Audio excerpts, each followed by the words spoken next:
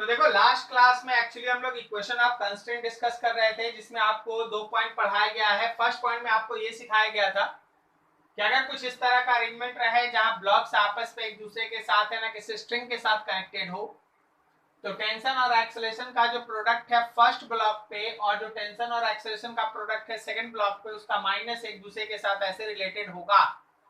इस पे आप अच्छा खासा काम कर चुके हैं, वहीं से आगे बढ़े। फिर आपको एक दूसरा पॉइंट पढ़ाया गया था जिसमें आपको ये बोला गया था कि अगर हमारे पास स्ट्रिंग ब्लॉक से कनेक्टेड है और स्ट्रिंग पे आप एक वेलोसिटी देते हैं, तो स्ट्रिंग के अलोंग में वेलोसिटी का जो कंपोनेंट्स आता है ब्लॉक का, स्ट्रिंग के अलोंग में वेलोसिटी का जो कंपोनेंट्स आता है ब्लॉक का, वो आपस में सेम होता है। जैसे v1 का स्ट्रिंग के अलोंग का कंपोनेंट v1 cos 53, v2 का स्ट्रिंग के अलोंग का कंपोनेंट v2 cos 60, ये दोनों आपस में सेम होगा। और वहां से फिर आप चीजों को सॉल्व करके आगे अननोन का वैल्यू फाइंड आउट करते हैं। अब इसी से रिलेटेड हम आपको एक और सेक्शन बताते हैं, दैट इज थर्ड पॉइंट।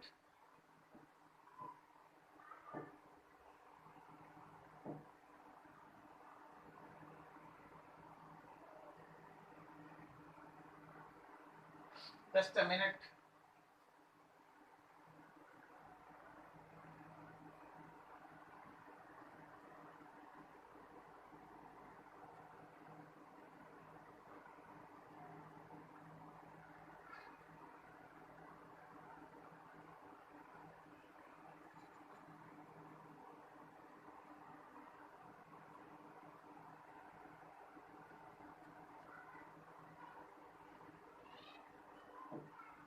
आपके पास third point, if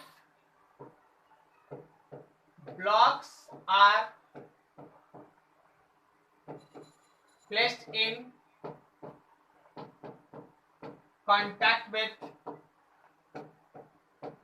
each other, अगर हमारे पास बहुत सारा ब्लॉक्स है जो एक दूसरे के साथ कांटेक्ट में रखा है, बहुत सारा ब्लॉक्स है जो एक दूसरे के साथ कांटेक्ट में रखा है, तो always remember component of velocity perpendicular to contact surface must be same. Component of velocity जो कांटेक्ट सरफेस के परपेंडिकुलर हो, कंपोनेंट ऑफ वेलोसिटी जो कांटेक्ट सरफेस के परपेंडिकुलर हो, वो आपस में सेम होगा।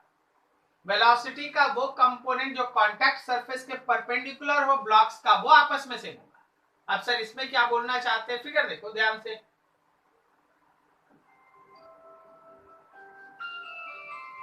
जस्ट एक मिनट।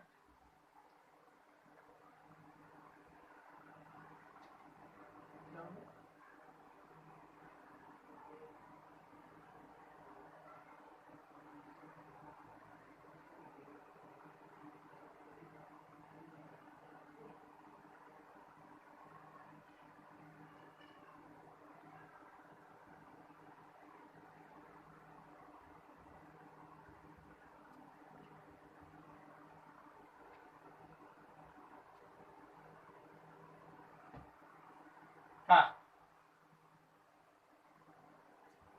तो देखो मान लो जैसे आपके पास इस तरह का एक है ना ट्रायंगुलर वेज है जिसका एंगल है थीटा। आप इसके ऊपर एक ऐसा ब्लॉक लगा दिए हैं, ये ब्लॉक ऊपर नीचे करे इसके लिए आप इसके बगल में एक सपोर्ट डाल दिए ऐसे। अब ये सपोर्ट उसको लेफ्ट या राइट नहीं जाने देगा। इस ब्लॉक को बी कह दिए, इस ब्लॉक को ए कह दिए। जो हम पूछेंगे आंसर देना, अगर तुम बी को नीचे दबाओगे तो ए किधर जाएगा, राइट, बिल्कुल सही।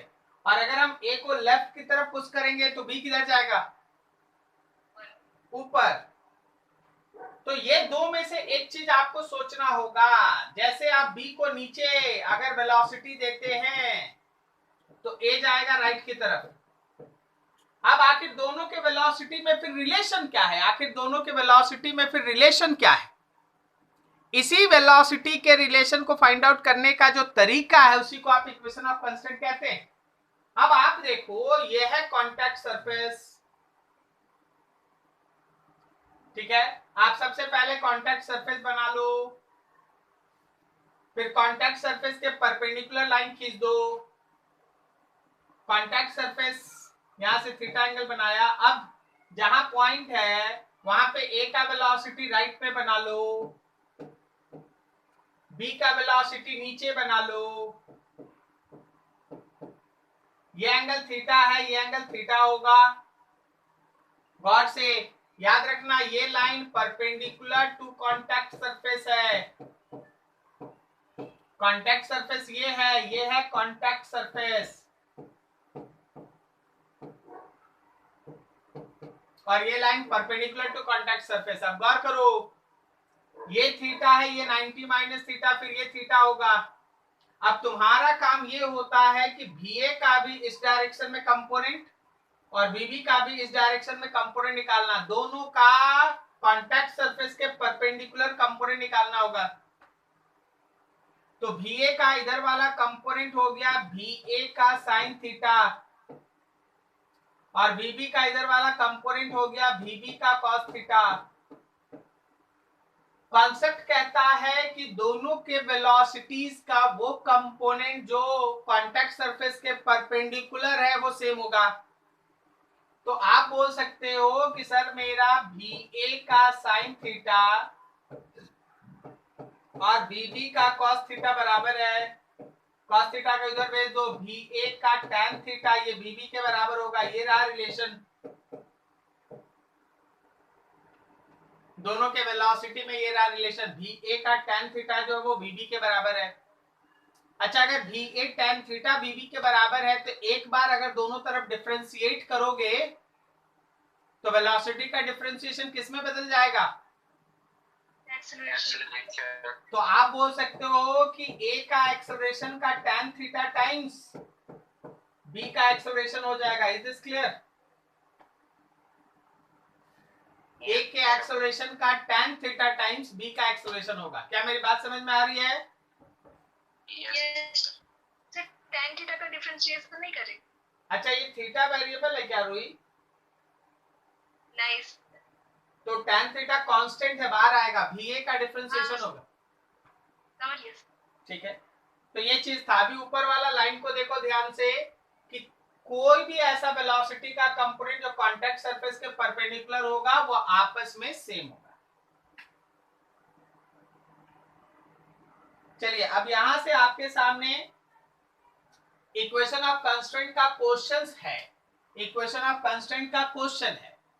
ठीक है, हम लोग सीख चुके हैं तीन चीज। अब देखो यार ध्यान से, हम केवल एक्सेलरेशन आपके सामने बना देंगे। जरा गौर करना, क्या यहाँ पे टी लग रहा है? Yes sir. यहाँ टी लग रहा है, यहाँ टी लग रहा है, तो क्या बोलते हो, इस पे 2t लग रहा है? यस। तो अगर टी वाले का एक्सेलरेशन हम राइट की तरफ a लिखेंगे तो क्या इसके नीचे जाने का एक्सेलरेशन a/2 लिखेंगे? अब उसके बाद आप लॉज ऑफ मोशन पढ़े हैं, आप उसके हिसाब से सॉल्व कीजिए। देखिए यहाँ पे नीचे लग रहा है m2g। अगर आप m1 के लिए लिखिएगा, फॉर मोशन ऑफ m1, खाली हम इक्वेशन बना दें, for motion of m1 right की तरफ टेंशन लग रहा है और वही क्रिएट करेगा मास into acceleration. For motion of m2 अगर आप m2 ले लो, ठीक है, तो याद रखना नीचे जा रहा है m2g minus 2t is equals to m2, लेकिन एक्सेलरेशन की जगह पे a/2। अब आप दोनों इक्वेशन को सॉल्व कीजिए, जो निकालना निकालिए। तो इसमें आप तभी प्रोसीड कर पाइएगा जब आपको ये पता है कि इक्वेशन ऑफ कांस्टेंट से एक्सेलरेशन का वैल्यू बदलना पड़ेगा। मेरी बात समझ में आ रही है? Yes sir. ठीक,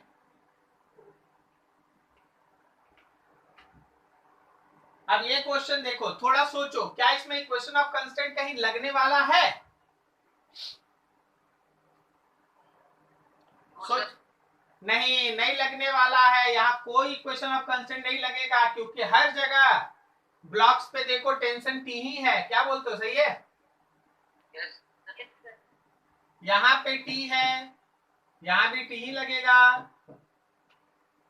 अब देखो जो मोशन दिख रहा है उस हिसाब से हम ये बोल सकते हैं कि अगर ए के मास को आप m1 लिखते हैं, कुछ लिखा नहीं ना?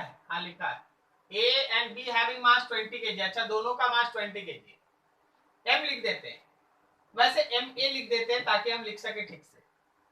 तो क्या इस डायरेक्शन में लगेगा एम ए जी का साइन 37 डिग्री? Yes. अब जरा और हमको कोई डायरेक्शन बनाने की जरूरत नहीं, हम इस डायरेक्शन में फोर्सेस ड्रॉ के कोई फायदा नहीं है क्योंकि उधर मोशन हो नहीं रहा, वैसे नॉर्मल लग रहा है और ये काम कर रहा है एम ए जी कॉस 37। ठीक है। अच्छा, इस पूरे सिस्टम को देखो, ये बी किधर जाएगा, ए किधर जाएगा, बताओ बी किधर जाएगा? सर ए डाउनवर्ड जाएगा और बी लेफ्ट में जाएगा। बिल्कुल सही, ए जाएगा नीचे और बी जाएगा लेफ्ट, करेक्ट ना? Yes sir.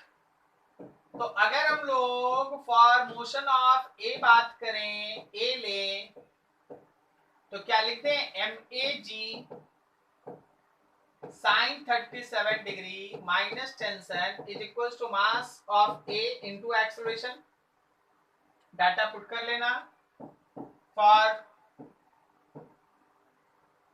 Motion of B अगर आप बी लेते हैं तो tension is equal to mass of B and acceleration, value put करके सॉल्व करना। क्या क्या निकालना था?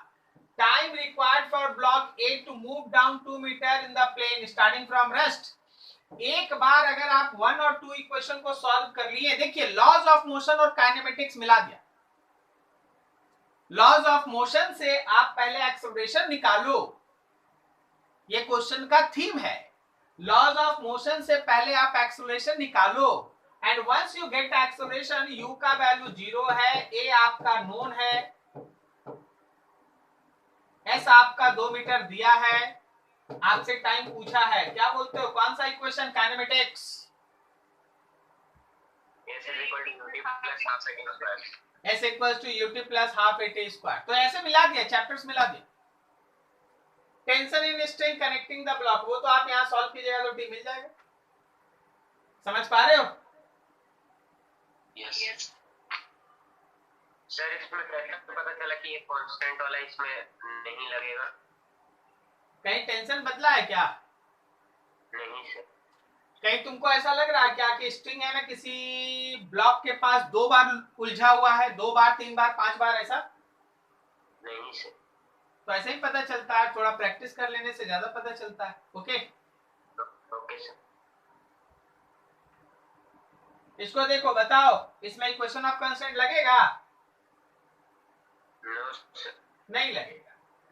अब आप देखिए, यहाँ पे आप टी लिखिएगा, यहाँ भी आप टी ही लिखिएगा, इधर सीधा लिख दे, क्या लिखोगे, m1g का साइन 30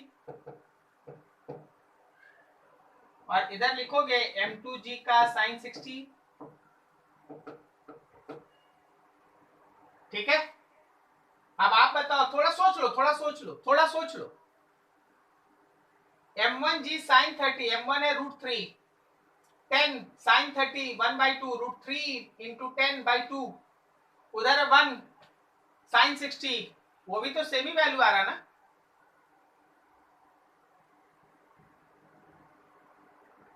नहीं सोचा? यस सर, सेम आ रहा। m1g साइन 30 कितना है, √3 लेना है मास, g का वैल्यू 10 और साइन 30 1/2, दैट इज 5√3, और m2g साइन 60 लेना है, m21g 10 साइन 60 √3/2, ये भी है 5√3। अब बोलो, क्या ये सिस्टम मोशन करेगा? No sir. तो ये रहेगा रेस्ट में, तो acceleration 0, tension in string, mass कहीं भी किसी के साथ बराबर कर लो, दोनों को बराबर कर दो, आंसर हो गया। नेट फोर्स ऑन पुली 30 60, क्या ये एंगल 90 है? Yes sir. तो पुली पे जो नेट फोर्स लग रहा है, एक टेंशन इधर लग रहा है, एक टेंशन इधर लग रहा है, और दोनों टेंशन के बीच का एंगल है 90। तो क्या बोलते हो, इसका जो टेंशन का रिजल्टेंट आएगा वो √2t होगा। Yes sir. Answer √2t। Tension आप निकाल चुके हैं, उसको √2 से मल्टीप्लाई, नेट फोर्स ऑन पुली। क्या लॉजिक समझ में आया? Yes sir. अच्छा, दोनों मास में कौन भारी है? m1 और m2 में m1 √3 है, m2 है ना 1 है, कौन भारी है? सर M1 m1 भारी है। फिर नीचे क्यों नहीं गया? एंगल ऑफ इंक्लिनेशन कम। बिल्कुल। एक्चुअली मास भारी हल्का देख के शुरुआती क्लास में डिसीजन लिया जाता है कि कौन नीचे कौन ऊपर जाएगा, लेकिन अभी तक आप लोग जितना पढ़ चुके हैं, अब आप सोचिएगा कि कौन खींचने वाला फोर्स है। आप मास खाली हल्का भारी मत देखिए, आप देखिए खींचने वाला कौन कौन फोर्स है। जो खींचने वाला ज्यादा फोर्स है वही खींचेगा। बात समझे? Yes sir.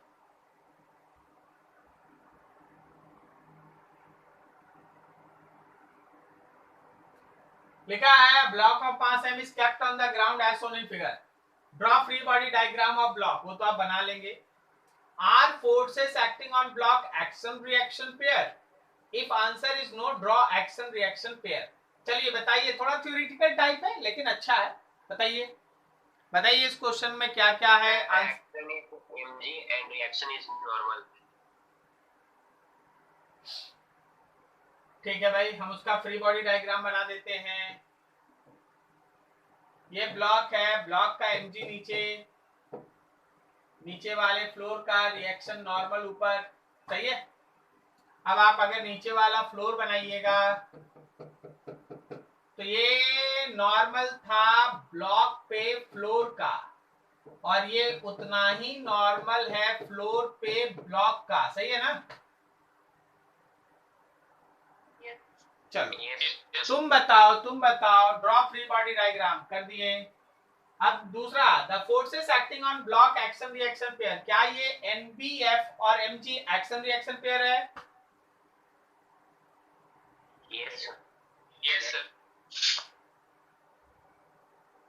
तो तीसरा नंबर है, if answer is no then what is your action reaction pair. तो मतलब तीसरा क्वेश्चन खत्म। Yes sir. गलत है जी आलोक बाबू। तब तो आप न्यूटन का थर्ड लॉ एकदम है ना ठीक से पढ़े नहीं यार। रुकिए आपको पढ़ाते। देखिए आज न्यूटन के थर्ड लॉ में जा रहे हैं।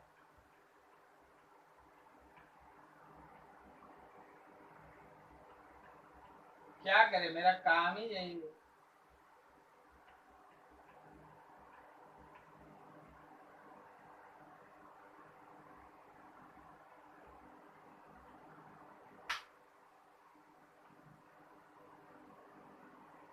देख रहा, अच्छे से पढ़ लो।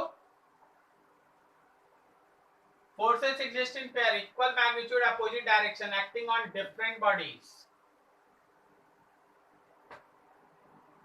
Same nature. हाँ sir.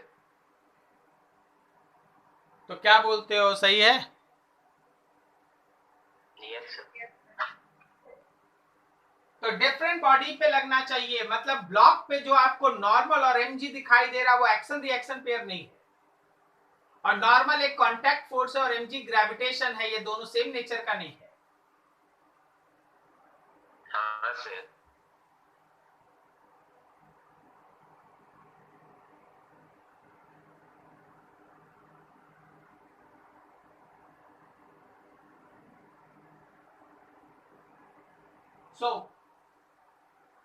So are forces acting on block action reaction pair? Answer is no.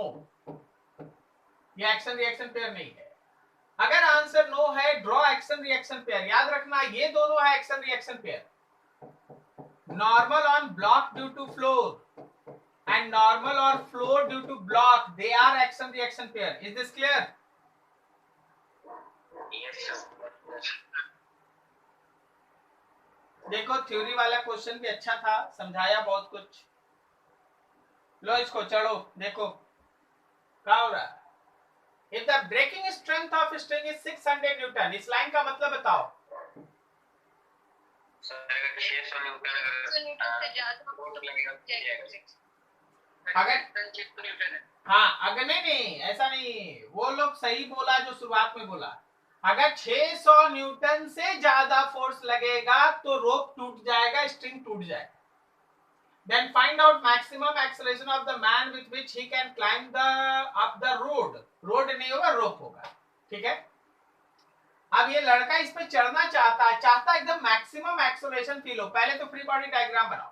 देखो ये जितना फोर्स लगाएगा सब स्ट्रिंग में टेंशन के रूप में एग्जिस्ट करेगा, सही है, टी, और इसका mg लग रहा है नीचे। अब ये ऊपर एक्सेलरेट होगा। इक्वेशन देखो, क्या हम ऐसे लिख सकते हैं, tension minus mg is equals to mass into acceleration.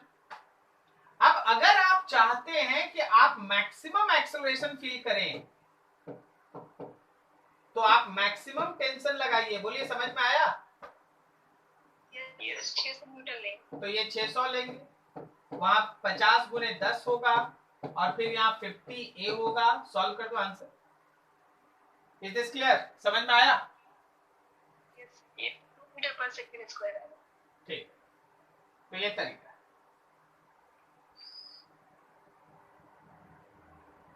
क्या जी रोहित बाबू समझ रहे हो? Yes sir. लिखा है 60 kg painter on a 15 kg platform. ये एक पेंटर साहब हैं, पेंट करने के लिए प्लेटफॉर्म पे चढ़ गए। A rope attached to the platform and passing over an overhead pulley allow the painter to raise himself along the platform. तुम देखा होगा ऐसे, वो लोग बैठ जाता है वही प्लेटफॉर्म पे, खींच खींच के ऊपर जाता है, जरूरत पड़ेगा तो खींच ढीला छोड़ छोड़ के नीचे जाएगा। बोलो होता है? और जहां पेंट करना वहीं को बांध देता है अपने ही में और वहीं पेंट कर लेता है। ठीक, तो ये मैकेनिज्म वही है। लिखा है टू गेट प्लेटफॉर्म में बांधता है ना सर? क्या सर वो मतलब एक ही प्लेटफॉर्म से बांधेगा नहीं? हाँ प्लेटफॉर्म से बांधेगा। मस्त काम कर लिया, प्लेटफॉर्म बांध। To get started, he pulls the rope down with a force of 400 Newton. शुरुआत में वो स्टार्ट अपना मोशन करने के लिए 400 न्यूटन से रोप को खींचता है। Find the acceleration of the platform as well as that of the painter। Platform और पेंटर, अभी तक तुम जितना क्वेश्चन बनाता था, एक ब्लॉक ऊपर जाता था तो दूसरा नीचे आता था, सही है? Yes sir. क्या इस केस में भी होगा कि पेंटर ऊपर जाएगा तो प्लेटफॉर्म नीचे आएगा? दोनों ऊपर जाएगा। तो पहले तो आप फ्री बॉडी डायग्राम देखो भाई। पहले आपका पेंटर का फ्री बॉडी डायग्राम। पेंटर के हाथ में ये थ्रेड है, थ्रेड मतलब रोप है, तो इस पे टेंशन लगा ऊपर। पेंटर का अपना वेट है mg, नीचे लगा। इसको ऊपर की तरफ जाना है, पहले तो देखता है कितना, और फिर आप बनाओ प्लेटफॉर्म को। प्लेटफॉर्म का mg नीचे, और ये देखो प्लेटफॉर्म से जुड़ा हुआ थ्रेड, उसका टेंशन ऊपर। ठीक है, कुछ छूट गया क्या? देखो तो अच्छे से, कुछ छूटा है क्या? Normal force. Very good. Normal. हाँ पर्सन जिस प्लेटफॉर्म पे खड़ा है, प्लेटफॉर्म उस पे नॉर्मल लगाएगा ऊपर, तो पर्सन का जो नॉर्मल है वो प्लेटफॉर्म पे लगेगा नीचे। बोलो ठीक है? Yes yes sir. अब आप बनाइए इक्वेशंस। ये लोग ऊपर जा रहा है तो ऊपर का एक्सेलरेशन हम a लिख दिए फॉर पेंटर। ऊपर की तरफ t है, ऊपर की तरफ नॉर्मल है, नीचे में उसका mg है, that will be equals to mass into acceleration. For platform ऊपर की तरफ t है, नीचे की तरफ नॉर्मल है, नीचे की तरफ mg है, that will be equals to mass into acceleration. बोलो ठीक है? Yes sir. टेंशन के जगह पे 400 न्यूटन पुट करोगे, कैपिटल M के जगह पे 60 केजी पेंटर का और प्लेटफॉर्म 15 केजी, सॉल्व करोगे तो A मिल जाएगा। Yes sir. ठीक, पहला हो गया, एक्सेलरेशन निकालना तो हो गया। अब क्वेश्चन का 2, what force must he exert on rope so as to attain an upward speed of 1 meter per second in 1 second? बताओ तो ये क्या लिखा है? बोला 1 मीटर पर सेकंड इन 1 सेकंड, इसका मतलब क्या है? सर 1 सेकंड 1 मीटर पर सेकंड एक्सीलरेशन गेन करते हैं। ये एक्चुअली आपको दिया है ए निकालने के लिए, v बाई टी। तो तुमको यहाँ पे इनडायरेक्टली 1 मीटर पर सेकंड इन 1 सेकंड देके तुमको एक्सेलरेशन बताने का कोशिश है 1 मीटर पर second square. Is this clear? इस क्वेश्चन में आपको एक्सेलरेशन दे दिया, इस क्वेश्चन में आपको एक्सेलरेशन दे दिया, फोर्स पूछा है। फोर्स मतलब क्या पूछा है? टेंशन पूछा है भाई। तो अगले क्वेश्चन में क्या करना? एक्सेलरेशन पुट कर देना, टी निकालना। बोलो समझे? Yes. Yes sir. Yes. What force should apply now to maintain a constant speed of 1 meter? अच्छा, constant speed 1 meter मतलब a0, a0 पुट कर देना, t निकाल लेना। बोलो ठीक है? Yes sir.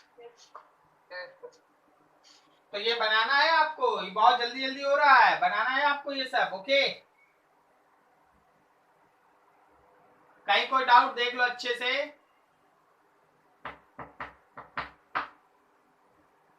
कोई डाउट किसी को? No sir. गुड।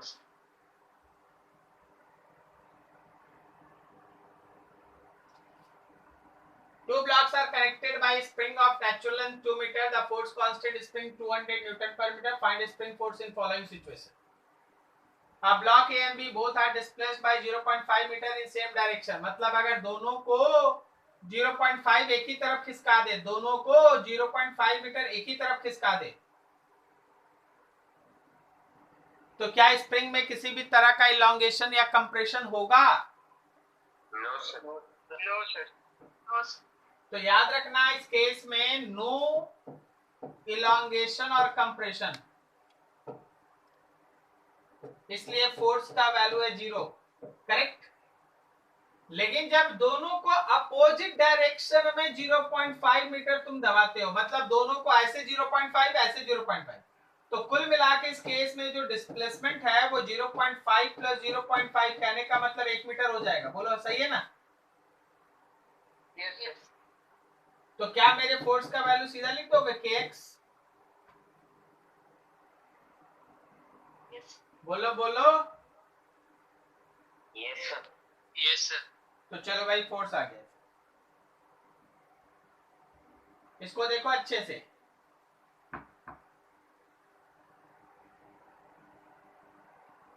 बताओ आंसर, बताओ इसका आंसर बताओ।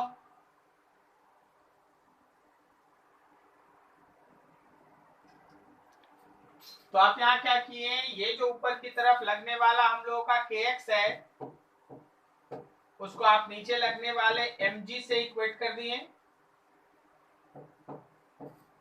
kx is equals to mg, so x का वैल्यू जो आया वो आया। चलो बढ़िया, नेक्स्ट। चलो ये देखो दोनों ध्यान से। लिखा है find out the acceleration of the 2 kg block in the figure shown at the instant 1 kg block falls from 2 kg block. इन दोनों सिचुएशन में अगर 1 kg का ब्लॉक मेरे 2 kg के ब्लॉक से गिर जाए तो आपको 2 kg का एक्सेलरेशन बताना है। चलो लगाओ दिमाग, यू हैव 2 मिनट्स।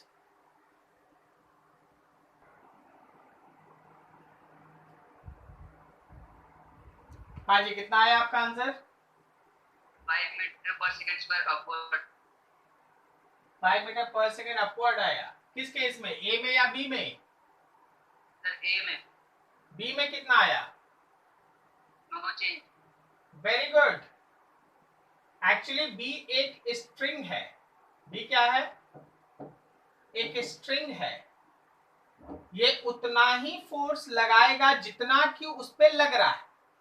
तो अभी मान लो जैसे अभी यहाँ पे देखो, पहले तो अभी का एक फिगर बना लो, तो अभी क्या यहाँ पे बोल सकते हैं कि 30 न्यूटन काम कर रहा है, तो स्ट्रिंग का टेंशन भी है 30 न्यूटन।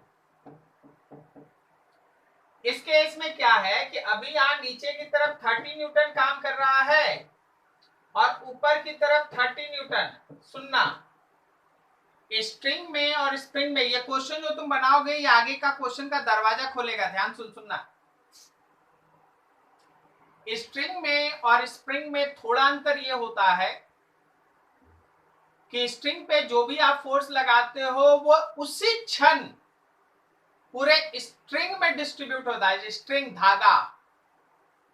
लेकिन स्प्रिंग में जो फोर्स लगता है उसको डिस्ट्रीब्यूट होने में क्षण भर का समय ज्यादा लगता है। अगर ये 1 kg का ब्लॉक दोनों से गिर जाए, अगर ये 1 kg का ब्लॉक दोनों से गिर जाए, तो जैसे ही 1 kg ब्लॉक गिरा, स्ट्रिंग का टेंशन 30 से 20 हो जाएगा, जितना था 2 का 20 वही 20 ऊपर हो जाएगा। लेकिन अगर स्प्रिंग में ये 1 kg गिरा, तो स्प्रिंग में उस क्षण भी, गिरने के क्षण भर बाद भी 30 न्यूटन ऊपर और नीचे 20 लगेगा, तो क्या 10 न्यूटन का फोर्स ऊपर लगेगा? Yes sir. तो इस केस में आप सोचो, इन spring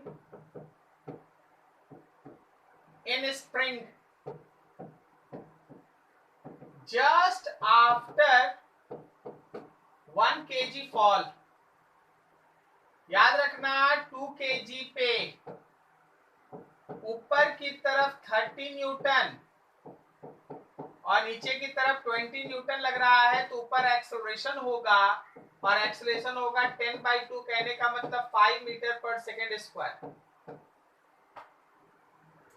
but in string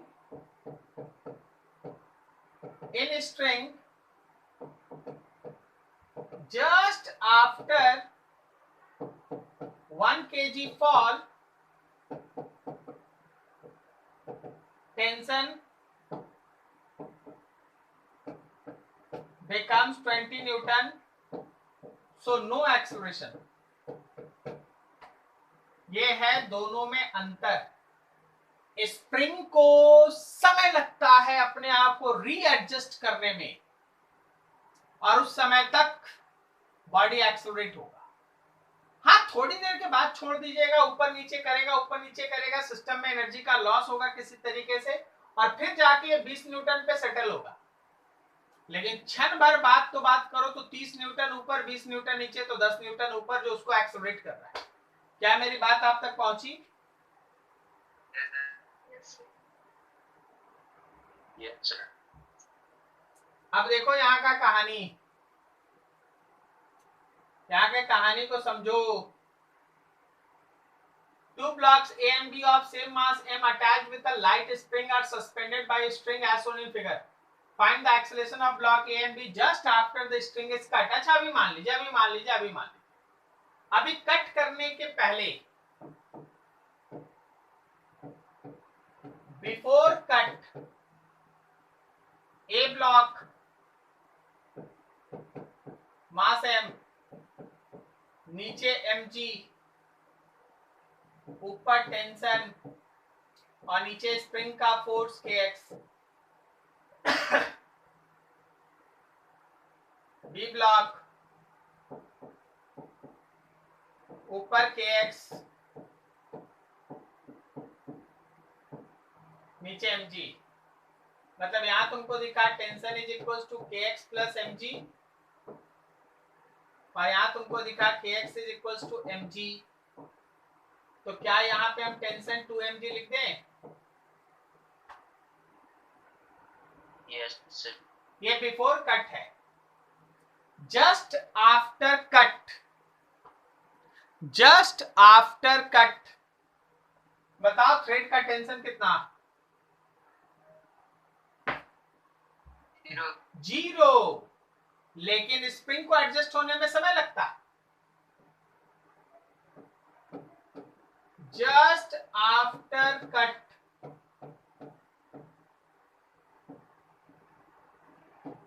A mass m, नीचे दो फोर्स लगेगा, एक mg लगेगा और एक kx लगेगा। आपको पता चला कि नीचे टोटल 2 mg लग रहा है। बोलिए बोलिए। Yes sir. सर तो अगर हमको नीचे की तरफ एक्सेलरेशन चाहिए तो जो फोर्स है उसमें मास से डिवाइड कर दें तो हो जाएगा 2g।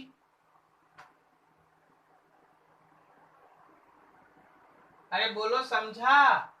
Yes sir. And what about B? B पे क्या होगा?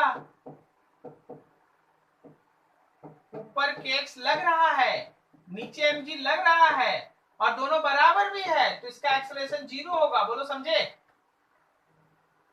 Yes sir. Just after cut spring को समय नहीं मिलता एडजस्ट करने का, थोड़ा देर में एडजस्ट करेगा। तो जस्ट आफ्टर बात कीजिएगा तो स्प्रिंग वैसे ही रहेगा जैसे पहले था। ठीक है, तो पहले उसमें mg था kx के फॉर्म में, अभी भी mg है kx के फॉर्म में। क्या मेरी बात आप तक पहुंच पा रही है ठीक से? Yes yes sir. ये समझ में आ रहा है ये सब क्या हो रहा है? These are the very good questions. आगे बढ़े। Yes sir. अब बोलिए, आप बोलिए, थोड़ा दिमाग दौड़ाइए। इस बार तो हम नहीं बताना चाह रहे, हम चाह रहे हैं कि आप ही बताएं। चलिए 2 मिनट आपको समय दे रहे हैं, सोचिए।